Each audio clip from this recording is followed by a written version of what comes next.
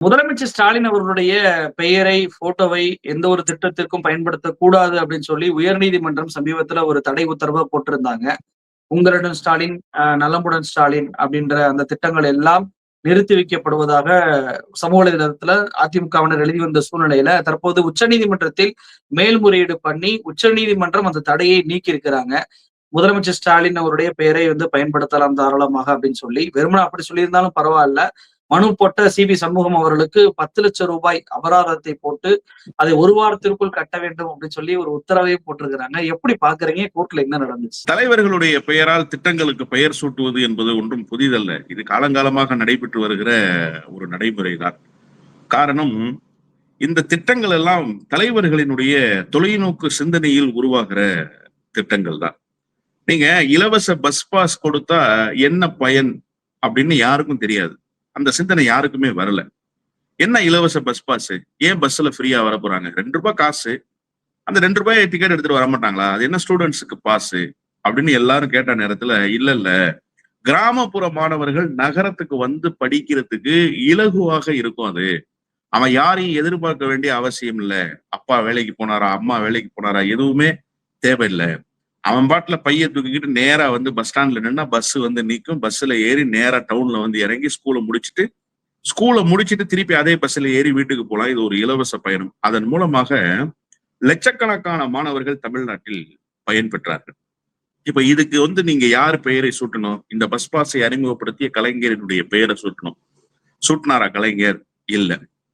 இன்னொன்று, நீங்க மாணவர்கள் வெறும் வயிறோடு நான் ஏன் மாணவர்கள்னு சொல்றேன்னா, கல்வி மேம்பாட்டுக்கு மட்டுமான திட்டங்களை பேசினாலே 2.5 மணி நேரம் பேச முடியும். அப்போ மாணவர்கள் பசித்த வயிறோடு இருக்கக்கூடாதுன்னு சொல்லி உணவு திட்டம், அது மதிய உணவாக இருந்தது, அதை சத்துணவா மாத்தினாங்க. இப்ப காலை உணவு திட்டமும் கொண்டு வந்துட்டாங்க. இதன் பொருட்டு மாணவர்கள் விடுபெடுக்காம வர்றாங்க. இதை நாங்க நடைமுறைப்படுத்தணும்னு பாஜக ஆளுகிற பிஜேபியினுடைய கைப்பாவையாக இருக்கக்கூடிய நிதிஷ்குமாரினுடைய அரசாங்கத்தினுடைய அதிகாரிகள் இங்க வந்து பார்வையிட்டு போற காட்சிகள் எல்லாம் பாக்குறோம்.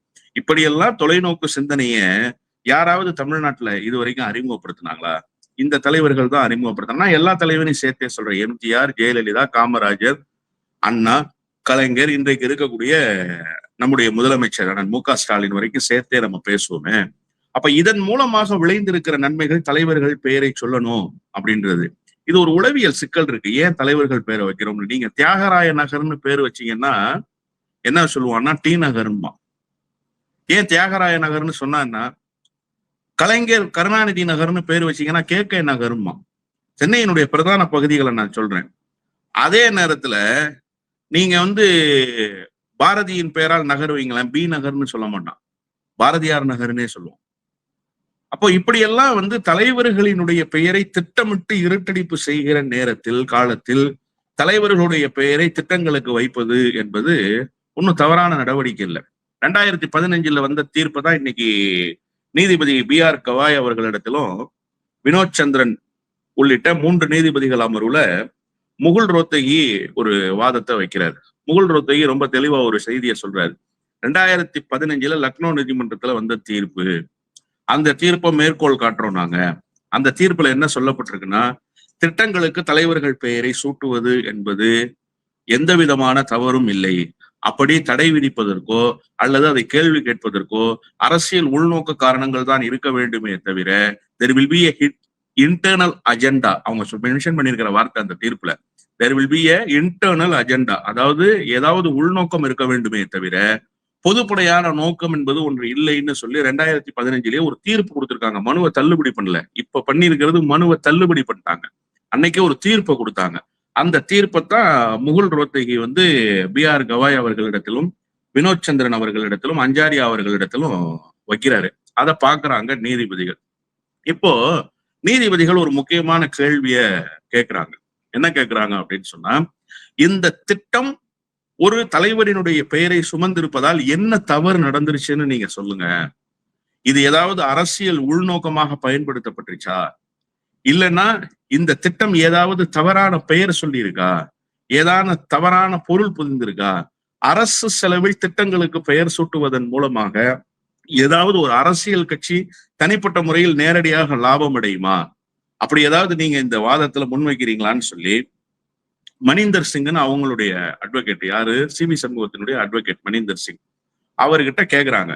அவர் எந்த பதிலையும் சொல்ல முடியல. அப்புறமா சொல்றாரு, உங்களுடைய பொலிட்டிக்கல் பேட்டில நீங்க வந்து நீதிமன்றத்துக்கு கொண்டு வராதீங்க, ஜுடிஷியரிக்குள்ள உங்களுடைய பொலிட்டிக்கல் பேட்டில கொண்டு வராதீங்க, அதாவது உங்களுடைய அரசியல் சண்டைகளை நீங்கள் நீதிமன்றத்துக்கு கொண்டு வராதீங்க அப்படின்னு சொல்றாரு.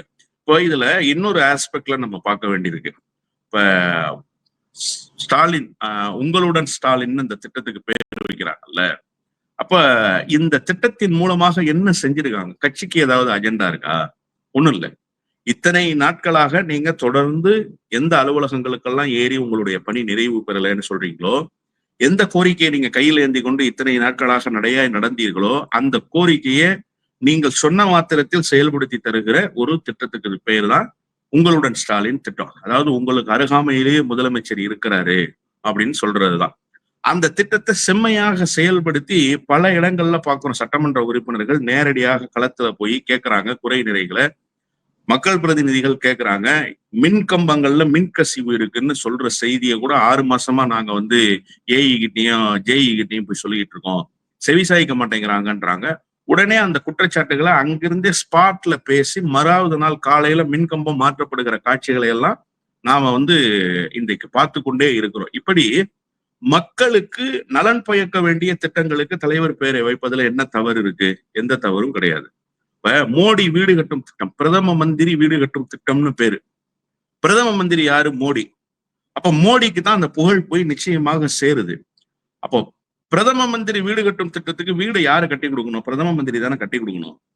80,000 ரூபாய் தான் கொடுக்குறாரு பிரதம மந்திரி. 80,000 ரூபாயில வீடு கட்ட முடியுமான்னா 3,30,000 3,50,000 வரைக்கும் ஆகுது காங்கிரீட் வீடுகள் கட்டி கொடுப்பதற்கு. அந்த காங்கிரீட் வீடுகளை மாநில அரசு கட்டி கொடுக்குது. அப்புறம் பேரு மட்டும் பிரதம மந்திரி வீடு கட்டும் திட்டம். இது வரைக்கும் எந்த அரசாவது போச்சா? ஏன் பிரதம மந்திரி வீடு கட்டும் திட்டம்னு பேர் வச்சிருக்கீங்க, ரத்து செய்யுங்கன்னு சொல்லி திட்டத்துக்கு பேர் சொல்லிட்டாங்க, அவ்வளவுதான். அவங்க திட்டங்களை செயல்படுத்துறதுக்கு நிதியை ஒதுக்குறாங்க. அந்த நிதி போதுமானதாக இல்ல. மாநில அரசு தங்களுக்கு ஏற்றவாறு அதை செயல்படுத்திக்கிறாங்க. அதை செம்மையாக செயல்படுத்திய மாநிலம் தமிழ்நாடு தான்.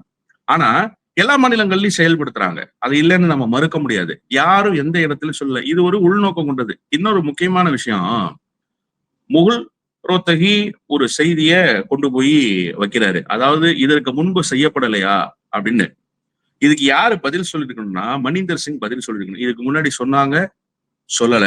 இதுக்கு முன்னாடி செய்தாங்க, செய்யல. இதுதானே பதில் சொல்லணும். மணிந்தர் சிங் பதில் சொல்லல. அவருக்கு வந்து நீதிபதி BR கவாயே பதில் சொல்றாரு. என்ன பதில் சொல்றாருன்னா, அம்மா உணவகம்னு திறந்திருந்தாங்க மெட்ராஸ்ல. அவர் சொல்றாரு, நீதிபதி சொல்றாரு, அம்மா உணவகம்னு திறந்திருந்தாங்க. இதற்கு முன்பு பல திட்டங்களுக்கு பெயர் சூட்டி இருந்தாங்க. அந்த திட்டங்கள் எல்லாம் அதிமுக ஆட்சி காலத்திலயும் இருந்தது, திமுக ஆட்சி காலத்திலயும் இருந்தது. அதுல ஒண்ணும் தவறு இல்லையே அப்படின்னு முகுல் ரோத்தகிக்கு நீதிபதி பதில் சொல்கிற அளவுக்கு இந்த பிரச்சனையில நீதிபதிக்கு புரிதல் இருக்கு. அதனாலதானே உடனடியாக நீங்க கோர்ட்டினுடைய நேரத்தை வீணடிச்சிருக்கீங்க. இப்போ இந்த திட்டத்துக்காக செலவிடப்பட்ட தொகை இருக்கும்ல, எல்லா இடங்களிலும் விளம்பரங்கள் செய்திருக்கிறாங்க, மக்களிடத்துல கொண்டு போய் சேர்த்திருக்கிறாங்க.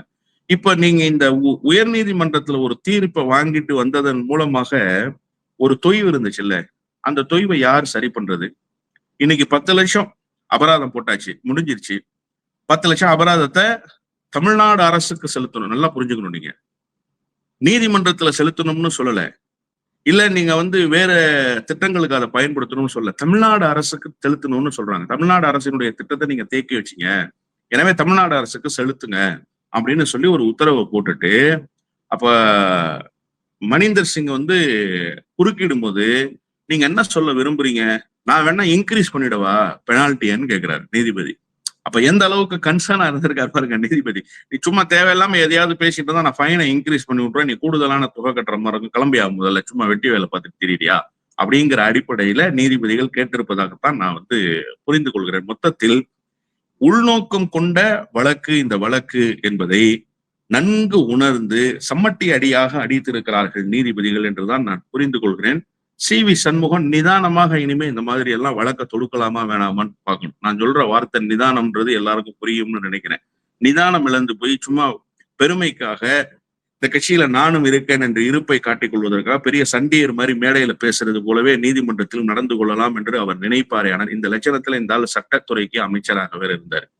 என்ன வெங்காயம் தெரியுதுன்னு இந்த ஆள சட்டத்துறைக்கு அமைச்சரா வச்சிருந்தாங்கிறதா இப்ப இருக்கிற மிகப்பெரிய கேள்வியாக இருக்கு. ஒரு அடிப்படையான சட்டம் கூட தெரியல. தலைவர்கள் பெயரை சூட்டுவது ஒண்ணும் வேணாம். இன்னைக்கு எம்ஜிஆர் மருத்துவ பல்கலைக்கழகம் இருக்கு. அது முதல்ல தமிழ்நாடு மருத்துவ பல்கலைக்கழகம்னு தான் இருந்தது. அதை எம்ஜிஆர் பல்கலைக்கழகம்னு மாத்தினவர் கலைஞர் தான். இன்னைக்கு வரைக்கும் எம்ஜிஆர் மருத்துவ பல்கலைக்கழகம்னு தான் அது சொல்லப்படுது. அப்ப ஏன் நீங்க எம்ஜிஆர் பேரை வச்சீங்க? இதுல அவங்களுக்கு இருக்கிற பேக் ஃபயர் என்னன்னே தெரியாம அதை போய் தாக்கல் பண்றாங்க. அம்மா உணவகங்களை திமுகவினுடைய உறுப்பினர்கள் அம்மா உணவகம்னு இருக்கக்கூடாது, மாத்தணும்னு சொன்னாங்க. முதலமைச்சர் ஏற்கல. இல்ல அந்த திட்டம் செயல்படுத்தப்படுது. அவங்க கொண்டு வந்த திட்டம் அதை நல்லா செம்மையாக செயல்படுத்தணும்னு முதலமைச்சர் பொறுப்பேற்றவுடன் நிதி ஒதுக்கினார்ல. அம்மா உணவகங்களை மேம்படுத்துவதற்காக 68 கோடி ரூபாயை ஒதுக்கி கொடுத்தார் முதலமைச்சர். எவ்வளவு கொடுத்தாரு? 68 கோடி ரூபாயை கூடுதல் நிதியாக ஒதுக்கி கொடுத்தார் அம்மா உணவகங்களை மேம்படுத்துவதற்காக.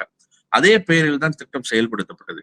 அப்போ தலைவர்கள் பெயரை சூட்டுவது என்பது அவர்களினுடைய எண்ணத்தை பிரதிபலிக்க வேண்டும், வரலாற்றில் நிலை பெற செய்ய வேண்டும் என்பது. இதுல ஒரு உள்நோக்கமும் கிடையாது.